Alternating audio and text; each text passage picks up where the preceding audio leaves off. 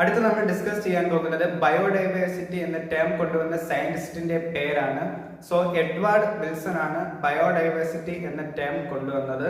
So Edward Wilson popularized the term biodiversity to describe the combined diversity at all levels of biological organization എന്നാണ് Edward Wilson ബയോഡൈവേഴ്സിറ്റിയെ describe ചെയ്തത്.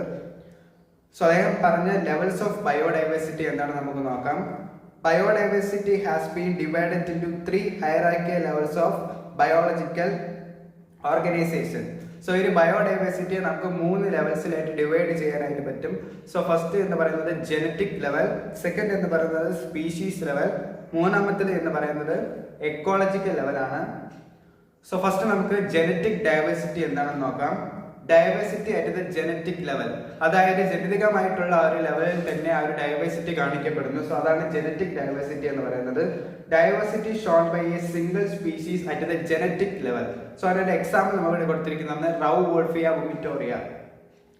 Rauwolfia umitore in the Himalaya shows genetic variation in the potency and concentration of the chemical reserpine. So chemical reserpine അതിന്റെ ഒരു concentration അതിന്റെ genetic ലെവലിൽ തന്നെ കാണിക്കുന്നു. So India has more than 50,000 different strains of rice and 1,000 varieties of mango. So നമുക്കറിയാം നമ്മുടെ ഇന്ത്യയിൽ 50,000 തരത്തിന് പല തരത്തിലുള്ള അരികളും അതേപോലെ തന്നെ ആയിരക്കണക്കിന് പല തരത്തിലുള്ള മാങ്ങകളും നമുക്ക് ഇന്ത്യയിൽ കാണുവാനായിട്ട് സാധിക്കും. രണ്ടാമത്തെ ലെവലാണ് species diversity. Diversity at the species level. So species ലെവലിലുള്ള ആ ഒരു ഡൈവേഴ്സിറ്റിനെയാണ് നമ്മൾ സ്പീഷീസ് ഡൈവേഴ്സിറ്റി എന്ന് പറയുന്നത്.